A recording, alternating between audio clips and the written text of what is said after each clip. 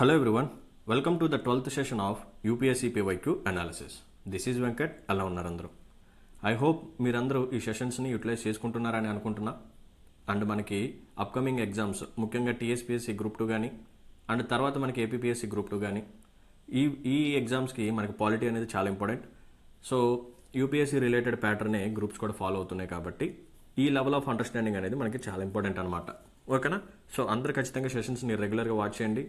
And ఇప్పటివరకు మనం 11 sessions అయితే కంప్లీట్ చేసుకున్నాం. సో ఆ ప్రీవియస్ సెషన్స్ కూడా ఎవరన్నా వినకపోతే వాటిని కూడా కంప్లీట్ చేసి ఈ సెషన్ని వినండి. ఓకేనా?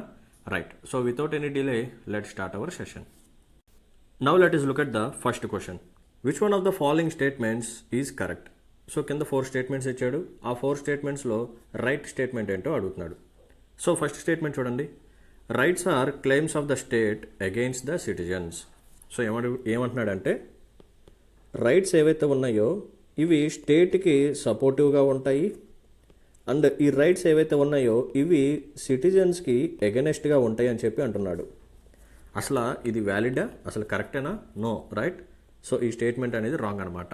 So rights are claims of state against the citizens. సిటిజన్స్కి ఎగనెస్ట్గా రైట్స్ అనేది వర్క్ అవుతాయి అని చెప్పి అంటున్నాడు. చాలా బిగ్గెస్ట్ బ్లండర్ అది. నెక్స్ట్ చూడండి.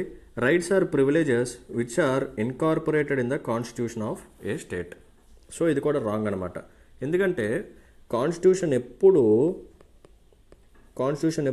కొన్ని ప్రివిలేజెస్ని క్రియేట్ చేసి దీని ద్వారా సొసైటీలో ఇన్ఈక్వాలిటీ ప్రొడ్యూస్ చేయాలని చెప్పి ఎప్పుడు కాన్స్టిట్యూషన్లో ఎటువంటి ప్రొవిజన్ కానీ ప్రిన్సిపల్ అయితే ఉండదన్నమాట. సో సెకండ్ స్టేట్మెంట్ కూడా రాంగే.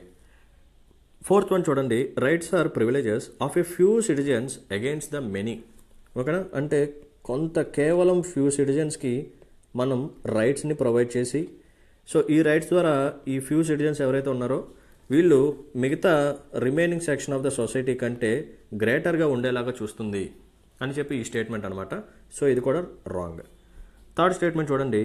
Rights are claims of the citizens against the state. ఇది right. This is the right answer.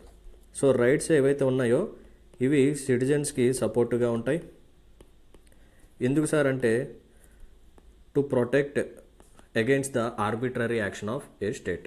So ఇక్కడ స్టేట్ అంటే సెంట్రల్ గవర్నమెంట్ అవ్వచ్చు, లేకపోతే స్టేట్ గవర్నమెంట్ కూడా అవుతుందన్నమాట. సో రైట్స్ అనేవి ఏంటంటే సిటిజన్స్కి సపోర్ట్ చేస్తూ ఉంటాయి. ఎందుకంటే స్టేట్ గవర్నమెంట్ ఎప్పుడైనా సరే ఆర్బిట్రరీగా ఏదైనా లా కానీ ఏదైనా యాక్ట్ కానీ తీసుకొచ్చి సిటిజన్స్ దగ్గర ఉన్న రైట్స్ని, సిటిజన్స్కి ఉన్న కొన్ని ఫ్రీడమ్ కానీ, లిబర్టీ కానీ, లేకపోతే ఈక్వాలిటీ కానీ ఇటువంటివి లాగేసుకునే ప్రయత్నం అయితే చేస్తుంటుంది. సో దీని ద్వారా ఒక సిటిజన్ యొక్క డిగ్నిటీ లైఫ్ అనేది పోతుంది, తన యొక్క ప్రైవసీ పోయే ఛాన్సెస్ ఉంది అండ్ హెల్దీ ఎన్విరాన్మెంట్ పోయే ఛాన్సెస్ ఉన్నాయి. ఇలా చాలా డిఫరెంట్ ఒక పర్టికులర్ ఇండివిజువల్కి సంబంధించిన మల్టిపుల్ డైమెన్షనల్ ఆస్పెక్ట్స్ ఏవైతే ఉన్నాయో అవన్నీ స్టేట్ తీసేసుకోవడం జరుగుతుందన్నమాట. సో ఇలా జరగకుండా ఉండాలి అంటే మనం ఏం చేయాలి? సిటిజన్స్కి కొన్ని రైట్స్ అనేవి ప్రొవైడ్ చేయాలన్నమాట, లైక్ ఫండమెంటల్ రైట్స్. సో ఎప్పుడైనా సరే state nothing but union government కానీ, central government or state government కానీ ఏదైనా ఒక గవర్నమెంట్ వచ్చి ఒక లా తీసుకొచ్చి ఓ పర్టికులర్ ఇండివిజువల్కి సంబంధించిన లిబర్టీని లాగేసుకోవాలని చెప్పి చూసిందనుకోండి, మనం ఏం చేయొచ్చు? మన ఫండమెంటల్ రైట్స్ వైలేట్ అవుతున్నాయని చెప్పి మనం సుప్రీంకోర్టుకి వెళ్ళొచ్చు ఆర్టికల్ 32 ప్రకారం, లేకపోతే ఆర్టికల్ 226 ప్రకారం మనం హైకోర్టుకి వెళ్ళొచ్చు అనమాట. సో అందుకని చెప్పి రైట్స్ అనేవి చాలా ఇంపార్టెంట్. సో మనం రైట్స్ అనేవి ప్రొవైడ్ చేస్తూ ఉంటే సిటిజన్స్కి సో ఎప్పుడైనా సరే స్టేట్ తన యొక్క ఆర్బిట్రరీ పవర్ని యూస్ చేసుకొని ఆర్బిట్రరీ యాక్షన్ కానీ తీసుకోవాలని చూస్తే మనం ఈ రైట్స్ని యూస్ చేసుకొని సో ఆర్బిట్రరీ యాక్షన్ని మన జ్యుడిషియరీ సిస్టమ్ ఏం చేస్తుందంటే అన్కాన్స్టిట్యూషనల్గా డిక్లేర్ చేసి మళ్ళీ సిటిజన్స్ యొక్క ఇండివిజువల్ రైట్స్ అనేవి మళ్ళీ తిరిగి రీస్టోర్ చేయడం జరుగుతుందన్నమాట. సో ఆప్షన్ 3 అనేది రైట్ అనమాట. So rights are claims of the citizens against the state. Now let us look at the second question of the day. Right to privacy is protected as an intrinsic part of right to life and personal liberty. Which of the following in the Constitution of India correctly and appropriately imply the above statement? So ఇక్కడ question వచ్చేసరికి right to privacy గురించి అడుగుతున్నాడు. Right to privacy. And we all know that there is an article called Article 21. So article 21 మనం ఏమని పిలుస్తామంటే right to life and personal liberty. Right to life and personal liberty. Okay. So దీంట్లో మనకి different rights ఉంటాయి. ఓకేనా. So వాటిలో ఒక right వచ్చేసరికి రైట్ టు ప్రైవసీ. సో దీన్ని బట్టి మనం ఏం చెప్పొచ్చు అంటే ఆన్సర్ వచ్చేసరికి article 21 and freedom guaranteed in part 3. So fundamental rights మనకి పార్ట్ 3లో ఉంటాయి. సో ఆ ఫండమెంటల్ రైట్స్లో మనకి ఒక ఇంపార్టెంట్ ఆర్టికల్ ఏంటంటే ఆర్టికల్ 21. సో ఆర్టికల్ 21 దేని గురించి మాట్లాడుతుందంటే right to life and personal liberty. దాంట్లో ఒక సబ్ రైట్ ఏంటంటే రైట్ టు ప్రైవసీ. సో ఇనిషియల్గా ఏంటంటే మనకి 1958లో ఓకేనా 1958లో ఎంపీ శర్మ కేసు అని చెప్పి ఒకటి ఉంటుందన్నమాట. MP Sharma case. సో ఈ కేసులో కోర్టు ఏమని చెప్పిందంటే రైట్ టు ప్రైవసీ ఏదైతే ఉందో it is not a fundamental right. ఓకేనా, ఇది ఫండమెంటల్ రైట్ కాదు. అండ్ కాన్స్టిట్యూషన్ ఈ రైట్ టు ప్రైవసీకి ఎటువంటి సపోర్ట్ అనేది ఇవ్వదు, ఎటువంటి ప్రొటెక్షన్ అనేది ఇవ్వదు అని చెప్పి కోర్టు చెప్పడం జరిగింది. దీని తర్వాత next 1961 Kharak Singh case. So ఈ కేసులో కూడా కోర్టు ఏమని చెప్పిందంటే so same right to privacy అనేది it is not a fundamental right and right to ప్రైవసీకి కాన్స్టిట్యూషన్ ఆఫ్ ఇండియా ఎటువంటి ప్రొటెక్షన్ అయితే ప్రొవైడ్ చేయదు అని చెప్పి చెప్పడం జరిగిందనమాట. బట్ తర్వాత ఏం జరిగిందంటే there is a case called KS Puttaswamy versus Union of India. KS Puttaswamy versus Union of India. ఈ కేసులో సుప్రీంకోర్టు ఏం చెప్పిందంటే ఎస్ రైట్ టు ప్రైవసీ అనేది it is a fundamental right and it comes under article 21. Right to life and personal లిబర్టీలో ఈ right to privacy అనేది ఒక intrinsic part లాగా ఉంటుంది. సో ఇప్పటి నుంచి రైట్ టు ప్రైవసీ ఏదైతే ఉందో ఇది ఒక ఫండమెంటల్ రైట్, దీనికి కాన్స్టిట్యూషన్ నుంచి సపోర్ట్ అయితే ఉంటుందన్నమాట. ఓకేనా, ప్రొటెక్షన్ అయితే ఉంటుందని చెప్పి మనకి KS Puttaswamy versus Union of India కేసులో సుప్రీంకోర్టు చెప్పడం జరిగిందనమాట. Okay, so right to privacy అనేది ఏ పర్టికులర్ రైట్లో ఉందన్నమాట ఆర్టికల్ 21లో ఉండటం జరిగింది. ఇంట్రెన్సిక్ పార్ట్ లాగా అంటే ఇంటర్నల్గా ఉంటుందన్నమాట, లైక్ ఏ సబ్ రైట్. ఒకసారి రిమైనింగ్ ఆప్షన్స్ కూడా చూడండి. ఫస్ట్ వన్ వచ్చేసరికి ఆర్టికల్ 14 అంటున్నాడు. సో ఆర్టికల్ 14 వచ్చేసరికి మనకి రైట్ టు ఈక్వాలిటీ. అవునా, సో రైట్ టు ఈక్వాలిటీ అంటే ఏంటి? The state shall not deny to any person equality before the law or equal protection of the law within the territory of India. So అందరికీ equal treatment అనేది ఉంటుంది, అందరికీ same లా అనేది apply అవుతూ ఉంటుంది అనమాట. సో ఆర్టికల్ 14 వచ్చేసరికి right to equality గురించి మాట్లాడుతుంది.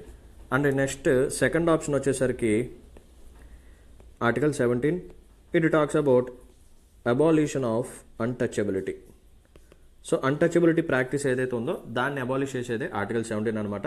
So untouchability in any form is an offence. So next last option వచ్చేసరికి article 24. So article 24 talks about prohibition of employment of children in hazardous industries. So hazardous ఇండస్ట్రీస్లో చిల్డ్రన్ని employment అనేది prohibit చేస్తూ ఉంటుందన్నమాట. So it is talking about child labour. So article 24 వచ్చేసరికి child labour. Article 23 వచ్చేసరికి prohibition of trafficking of humans. So human ట్రాఫికింగ్ని prohibit చేసేది article 23. ఓకేనా, so this is all about second question. Now move on to the third question. Now let us look at the third question. Which of the following are envisaged as being part of the right against exploitation in the Constitution of India? So question వచ్చేసరికి right against exploitation గురించి అడుగుతున్నాడు. మనకి right against ఎక్స్ప్లాయిటేషన్లో 2 articles ఉంటాయి, article 23 and article 24. First article 23 దేని గురించి మాట్లాడుతుందంటే it talks about prohibition of human trafficking. Prohibition of human trafficking. So human trafficking గురించి మాట్లాడేది ఏంటిదంటే article 23. And article 24 it talks about prohibition of child labour in hazardous industries. So child labour గురించి మాట్లాడేది article 24. So right against ఎక్స్ప్లాయిటేషన్లో 2 articles ఉన్నాయి, 23 and 24. 23 వచ్చేసరికి prohibition of traffic in human beings and forced labour. And 24 వచ్చేసరికి prohibition of employment of children in factories and mines. So article 24 గురించి కూడా మనం previous sessions ఒకసారి మాట్లాడుకున్నాం. సో చిల్డ్రన్ ఎవరు, అడాలసెంట్స్ ఎవరు. సో చిల్డ్రన్ని హజార్డస్ ఇండస్ట్రీస్లో అండ్ నాన్ హజార్డస్ ఇండస్ట్రీస్లో ప్రొహిబిట్ చేస్తారనమాట ఎంప్లాయ్మెంట్కి.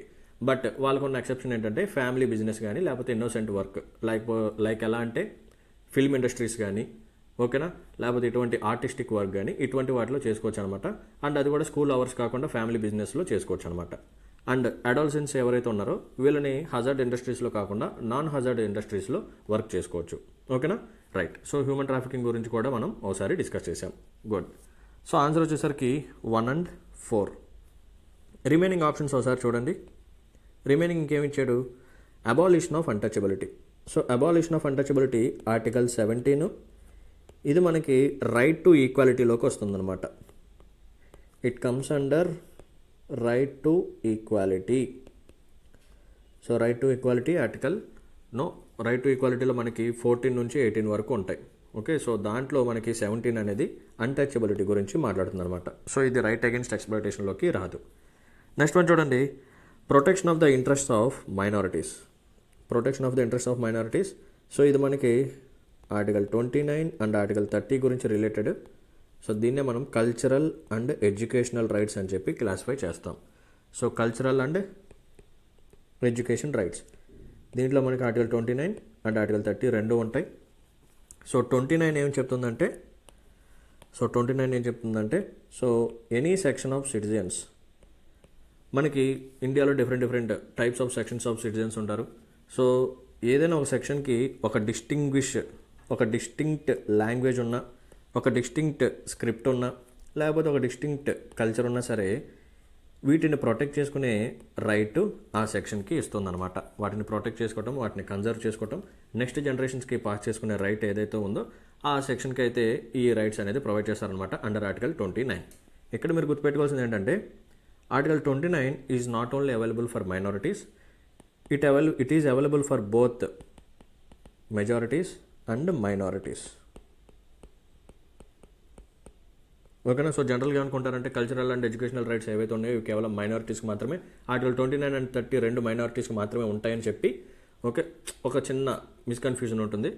సో ఇప్పుడు మనం చేసుకోవాల్సింది ఏంటంటే article 29 is available for both majorities and minorities. Next article 30. So article 30 ఏంటంటే it is exclusively available for minorities. ఇది కేవలం మైనారిటీస్కి మాత్రమే ఉంటుందన్నమాట. సో ఈ మైనారిటీస్ మన ఇండియాలో రిలీజియన్ని బేస్ చేసుకొని అండ్ లాంగ్వేజ్ని బేస్ చేసుకొని మైనారిటీస్ని డిసైడ్ చేసాం. అండ్ మైనారిటీస్ని మనం ఎథ్నిసిటీ దీన్ని బేస్ చేసుకొని ఎటువంటి మైనారిటీస్ని అయితే మనం రికగ్నైజ్ చేయలేదన్నమాట. సో మనకి ఎంసీక్యూస్లో మోస్ట్ ప్రాబబుల్ స్టేట్మెంట్ ఇది. So Constitution of India recognises only religious minorities. So wrong అనమాట. Constitution of India recognises only linguistic minorities. Wrong. Constitution of India also recognises the ethnic minorities. ఇది కూడా రాంగే. So Constitution of India recognises only 2 types of minorities. So what are those? Religious and linguistic minorities. Constitution of India doesn't recognize any section of society as a minorities based on ethnicity. Ethnic minorities అనేవాళ్ళు ఇండియాలో లేరు. ఇండియాలో కేవలం religious minorities and linguistic minorities మాత్రమే ఉన్నారనమాట. ఓకేనా? So ఈ minorities ఎవరైతే ఉన్నారో they can establish their educational institutions and they can administer their educational institutions అనమాట. ఓకేనా? So they have the right to establish and administer educational institutions of their choice. ఇది article 30. It is exclusively available for minorities only. Article 29 వచ్చేసరికి it talks about both majorities and minorities. So మెజారిటీస్లో అయినా సరే మైనారిటీస్లో అయినా సరే ఎవరైనా ఒక section of society, so వాళ్ళకి ఒక డిస్టింక్ట్ లాంగ్వేజ్ ఉన్నా, ఒక డిస్టింక్ట్ స్క్రిప్ట్ ఉన్నా, ఒక డిస్టింక్ట్ కల్చర్ ఉన్నా సరే దాన్ని ప్రొటెక్ట్ చేసుకునే బాధ్యత, దాన్ని కన్జర్వ్ చేసుకునే బాధ్యత, దాన్ని సేఫ్గా నెక్స్ట్ జనరేషన్కి పంపించే బాధ్యత, ఆ రైట్స్ అనేవి వాళ్ళకి ఉంటాయన్నమాట. ఓకేనా? సో ఈ క్వశ్చన్కి ఆన్సర్ వచ్చేసరికి option C 1 and 4. Now let us look at the fourth question. Consider the following statements. The Parliament of India can place a particular law in the 9th schedule of the Constitution of India. Yes, right. Next, the validity of a law passed in the 9th schedule cannot be examined by any court and no judgment can be made on it. ఇది wrong statement. So ఇక్కడ వాడు ఏమడుగుతున్నాడు, which of the statements given above are correct. So correct statement ఏంటి? Only one only. So there is a 9th schedule in Constitution of India. మనం already మాట్లాడుకున్నాం, original కాన్స్టిట్యూషన్లో కేవలం 8 schedules మాత్రమే ఉన్నాయి. So remaining 9, 10, 11, 12 successive constitutional amendments acts ద్వారా add చేయడం జరిగింది. సో 9th schedule ఏదైతే ఉందో it was successfully added by first constitution amendment act 1951. మొదటి రాజ్యాంగం సవరణ ద్వారా ఈ 9th scheduleని మన కాన్స్టిట్యూషన్లోకి ఎంటర్ చేశారు. సో ఎందుకు సార్ ఈ 9th scheduleని తీసుకొచ్చారంటే, సో ఈ జమీందారీ సిస్టమ్ని అబాలిష్ చేస్తూ అండ్ కొన్ని ల్యాండ్ రిఫార్మ్స్ తీసుకొస్తూ వీటి మీద తీసుకొచ్చిన లాస్ ఏవైతే ఉన్నాయో వాటిని 9th scheduleలో పెట్టడం జరిగింది. సో పెట్టిన తర్వాత వీళ్ళు ఏమన్నారంటే సో ఈ 9th షెడ్యూల్లో ఉండే లాస్ ఏవైతే ఉన్నాయో they have immunity from judicial review. అంటే these laws cannot be challenged. ఓకేనా, these laws cannot be challenged in courts. So మనం కోర్టుకు వెళ్ళి ఈ పర్టికులర్ లా అనేది కొన్ని ఫండమెంటల్ రైట్స్ని వైలేట్ చేస్తుంది, లేకపోతే కొన్ని రైట్స్ని సిటిజన్స్ దగ్గర నుంచి తీసేసుకుంటుంది, ఇది అన్కాన్స్టిట్యూషనల్ లా అని చెప్పి మనం కోర్టుకి వెళ్ళడానికి లేదనమాట. సో ఇది వాళ్ళు ఇనిషియల్గా చెప్పింది. తర్వాత కోర్టు ఏం చేసిందంటే in famous case Kesavananda Bharati case,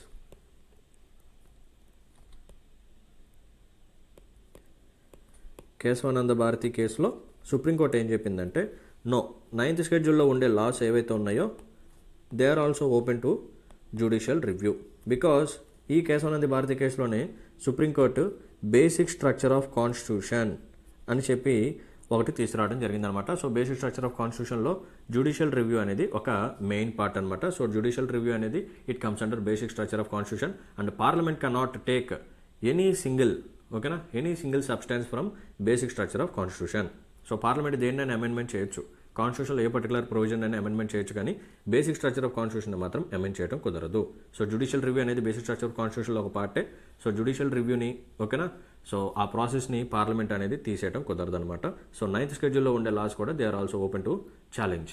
okay, so ఎటువంటి అన్కాన్స్టిట్యూషనల్ అయినా సరే కోర్ట్ అనేది డిక్లేర్ చేయొచ్చు అనమాట ఓ పర్టికులర్ లాని. సో ఆన్సర్ వచ్చేసరికి 1 ఓన్లీ, సెకండ్ స్టేట్మెంట్ రాంగ్ అనమాట. Now let us discuss about the last question. Consider the following statements. The 44th Amendment to the Constitution of India introduced an article placing the election of Prime Minister beyond judicial review. So prime minister election related disputes ఏవైతే ఉన్నాయో అవి judicial రివ్యూలోకి రాకుండా ఉండేలాగా 44th constitution amendment act కొన్ని provisions తీసుకొచ్చిందని చెప్పిస్తున్నాడు. So ఇది రాంగ్ అనమాట. First statement, it is not 44th constitution amendment act, it is the 39th constitution amendment act in 1975. So 39th constitution amendment act ద్వారా వీళ్ళు ఏం చేశారంటే election of president, election of honourable president, election of vice president and election of honourable prime minister and election of speaker. ఓకేనా, so honourable president, vice president, honourable prime minister and speaker of Lok Sabha. So వీళ్ళ యొక్క election related disputes అనేవి జ్యుడిషియల్ రివ్యూలోకి రావు అని చెప్పి 39th constitution amendment యాక్ట్లో వాళ్ళు చెప్పడం జరిగిందనమాట. సో మరి ఈ ఎలక్షన్ డిస్ప్యూట్స్ ఎవరు చూస్తారు సార్ అంటే ఇంకొక సెపరేట్ బాడీని క్రియేట్ చేసి సో ఈ బాడీకి ఆ రెస్పాన్సిబిలిటీస్ని ఇచ్చారనమాట. సో ఈ బాడీ యొక్క రెస్పాన్సిబిలిటీస్ ఏంటంటే to deal with election disputes. ఓకేనా, సో తర్వాత ఏం జరిగిందంటే ఈ ప్రొవిజన్ కూడా సుప్రీంకోర్టు స్ట్రక్ డౌన్ చేసేసింది అనమాట. Because it is violation of judicial review. So judicial review అనేది బేసిక్ స్ట్రక్చర్ ఆఫ్ కాన్స్టిట్యూషన్ ఒక పార్ట్ కాబట్టి సో ఇది దాన్ని వైలేట్ చేస్తుంది అని చెప్పి ఈ ప్రొవిజన్ కూడా తర్వాత స్ట్రక్ డౌన్ చేశారనమాట. రైట్. సో తర్వాత సెకండ్ స్టేట్మెంట్ చూడండి, the supreme court of India struck down the 99th constitution amendment act as a being violative of the independence of judiciary. ఇది రైటే. సో మనకి ఏం జరిగిందంటే 99th constitution amendment act 2014. So ఇందులో ఏం జరిగిందంటే అప్పటి వరకు మనకి కొలీజియం సిస్టమ్ అని చెప్పి ఒకటి ఉంటుందన్నమాట. There is a system called collegium system. So ఈ కొలీజియం సిస్టంలో ఏం జరుగుతుందంటే so it is actually about appointment of Supreme Court judges and high court judges. So Supreme Court judges and high court judges యొక్క అపాయింట్మెంట్ని చూసుకునేది కొలీజియం సిస్టమ్ అనమాట. సో ఈ 99th కాన్స్టిట్యూషన్ అమెండ్మెంట్ యాక్ట్ 2014 ద్వారా వీళ్ళు ఏం చేశారంటే ఈ కొలీజియం సిస్టమ్ని వాళ్ళు రీప్లేస్ చేశారు. They replace the collegium system with దేని గురించి, సో దేంతో రీప్లేస్ చేశారంటే they created a new constitutional body called National Judicial Appointments Commission. షార్ట్కట్లో దీన్నే మనం ఎన్జాక్ అని చెప్పి పిలవటం జరుగుతుందన్నమాట. ఓకేనా, so 99th constitution amendment act ద్వారా కొలీజియం సిస్టమ్ని రీప్లేస్ చేస్తూ ఎన్జాక్ అని చెప్పి ఒక కొత్త కాన్స్టిట్యూషనల్ బాడీని తీసుకొచ్చారనమాట. సో ఇలా తీసుకురావడం ద్వారా ఈ ఎన్జాక్ యొక్క రెస్పాన్సిబిలిటీ ఏంటంటే it talks about recruitment, it talks about appointment and it also talks about transfer of judges of Supreme Court and high court. So supreme court high court judges యొక్క రిక్రూట్మెంట్, వాళ్ళ యొక్క అపాయింట్మెంట్ అండ్ వాళ్ళకి సంబంధించిన ట్రాన్స్ఫర్స్ ఏవైతే ఉన్నాయో వాటన్నిటిని చూసుకునేది ఎన్జాక్ అనమాట. సో తర్వాత ఏం జరిగిందంటే ఈ ఎన్జాక్ ఏదైతే ఉందో ఇది ఇండిపెండెన్స్ ఆఫ్ జ్యుడిషియరీని వైలేట్ చేస్తుంది.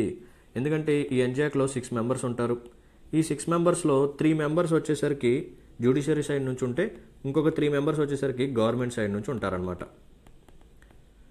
ఓకేనా. So Chief Justice of India ఉంటారు and remaining 2 senior most Supreme Court judges ఉంటారనమాట. సో జ్యుడిషియరీ సైడ్ నుంచి. సో ఈ 3 గవర్నమెంట్ సైడ్ నుంచి ఎవరెవరు ఉంటారంటే లా మినిస్టర్ ఉంటారనమాట, యూనియన్ లా మినిస్టర్, అండ్ ఇంకొక రిమైనింగ్ 2 ఎమినెంట్ పర్సన్స్. సో ఈ లా మీద మంచి గ్రిప్ ఉన్న ఒక 2 పర్సన్స్ని గవర్నమెంట్ వాళ్ళు సెలెక్ట్ చేసి పంపిస్తారనమాట. సో ఇక్కడ ఏం జరుగుతుంది, ఇక్కడ 3:3 అవుతుందన్నమాట. ఒకవేళ డెసిషన్ అనేది రావాలి అనుకుంటే మినిమం 4 ఓట్స్ అయితే పడాలి. ఒకవేళ జ్యుడిషియరీ డిపార్ట్మెంట్ అంతా ఒక సైడ్ అండ్ ఈ గవర్నమెంట్ సైడ్కి ఉన్న ఈ 3 మెంబర్స్ ఇంకో సైడ్ కానీ ఉంటే బిల్ అనేది పాస్ అవ్వదు. సో అప్పుడు కొంచెం డెడ్ లాక్స్ లాంటివి వస్తూ ఉంటాయి. సో ఒకవేళ ఇక్కడ ఏదైనా ఒక బిల్లు న్యాయంగా వెళ్ళాలి అనుకుంటే సో గవర్నమెంట్ సైడ్ నుంచైనా ఒకళ్ళైనా సరే జ్యుడిషియరీకి సపోర్ట్ ఉండాలి. సో ఇక్కడ ఇలా కొంచెం కాన్ఫ్లిక్ట్ ఉంటుందని చెప్పి సో సుప్రీంకోర్టు ఏం చేసిందంటే ఇది ఇండిపెండెన్స్ ఆఫ్ జ్యుడిషియరీకి వైలేట్గా ఉంది. ఎందుకంటే జ్యుడిషియరీలో సుప్రీంకోర్టు జడ్జెస్ని, హైకోర్టు జడ్జెస్ని అపాయింట్ చేస్తే ఓకే, గవర్నమెంట్ సైడ్ వాళ్ళు అపాయింట్ చేస్తే అక్కడ జ్యుడిషియరీకి ఇండిపెండెన్స్ అనేది ఉండదు. నెక్స్ట్ వచ్చే జడ్జ్మెంట్స్ ఏవైతే ఉన్నాయో అవి కొంచెం గవర్నమెంట్ సైడ్కి సపోర్టివ్గా ఉండే ఛాన్సెస్ ఉన్నాయి. మనందరికీ తెలుసు తర్వాత ఏం జరుగుతాయో. సో అదంతా వేరే విషయం. సో ఇండిపెండెన్స్ ఆఫ్ జ్యుడిషియరీని ఈ ఎన్జాక్ అనేది వైలేట్ చేస్తుంది అని చెప్పి ఈ ఎన్జాక్ని అల్ట్రా వైరస్గా చేయడం జరిగిందనమాట. సో ఈ 99th కాన్స్టిట్యూషన్ అమెండ్మెంట్ యాక్ట్ 2014ని అన్కాన్స్టిట్యూషనల్గా డిక్లేర్ చేసిందనమాట సుప్రీంకోర్టు. సో ప్రెజెంట్ కొలిజియం సిస్టమే ఉంటుందన్నమాట. So collegium system it also talks about appointments of judges of Supreme Court and high court. Okay, so దీన్ని బట్టి మనం ఏం చెప్పొచ్చు అంటే 2 ఓన్లీ. సో ఆన్సర్ వచ్చేసరికి only option 2. First statement wrong అనమాట. ఓకేనా, right. So this is all about 5th question. I hope you like this session. మీకు కానీ ఈ అనాలిసిస్ కానీ నచ్చినట్టయితే, నా ఎఫర్ట్స్ కానీ నచ్చినట్టయితే, ఈ యొక్క ఎక్స్ప్లెనేషన్ కానీ మీకు నచ్చితే please hit the like button and మీ ఫెలో ఆస్పిరెంట్స్కి, మీ ఫ్రెండ్స్కి కూడా షేర్ చేయండి. Okay, right. So see in the next session. Until then take care. Bye bye. జై హింద్.